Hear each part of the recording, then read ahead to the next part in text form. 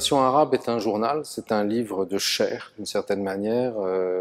C'est un voyage que j'ai fait pendant les 2 dernières années dans les pays où il y avait les révolutions. Parce qu'il m'a semblé fondamental d'aller voir de près ce qui se passait, de plonger au cœur des révolutions, de rencontrer les gens qui les faisaient, qui les subissaient, qui les vivaient. Et puis tout le monde a envie de parler en ce moment. Tout le monde a envie de raconter ce qu'il fait, de justifier sa posture, de se défendre, d'anticiper.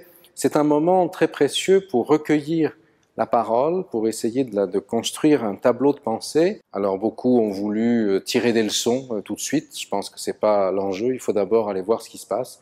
Je suis allé de la Tunisie à Oman, passant par la Libye, par l'Égypte, par le Yémen, par la Syrie bien sûr, par le Liban, par la Palestine et Israël, par le Bahreïn, par le Qatar, l'Arabie Saoudite, un peu partout, pour essayer de comprendre ce qui se joue aujourd'hui dans le monde arabe, et je l'ai mis en perspective par rapport aux 40 années à peu près que j'ai passé maintenant à étudier cette région.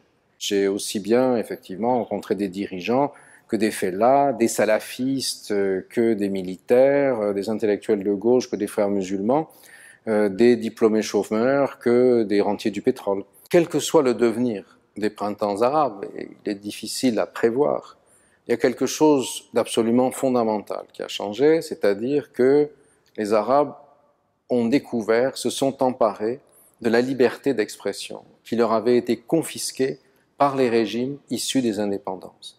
Et aujourd'hui, même quand les islamistes, qui ont dans certains cas essayé de récupérer ce mouvement démocratique et libéral, essayent d'imposer à nouveau leur idéologie, eh bien, ils se heurtent à une réaction très forte des sociétés civiles.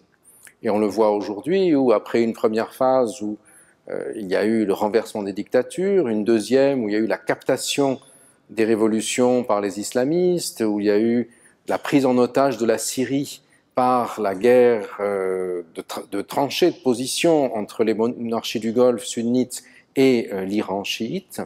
On voit aujourd'hui une troisième phase de cette dialectique dans laquelle on voit les sociétés civiles se dresser contre la mouvance islamiste dans son côté liberticide, et en même temps les salafistes s'efforcer de récupérer les frustrations sociales qui n'ont fait que s'aggraver malheureusement depuis le début des révolutions.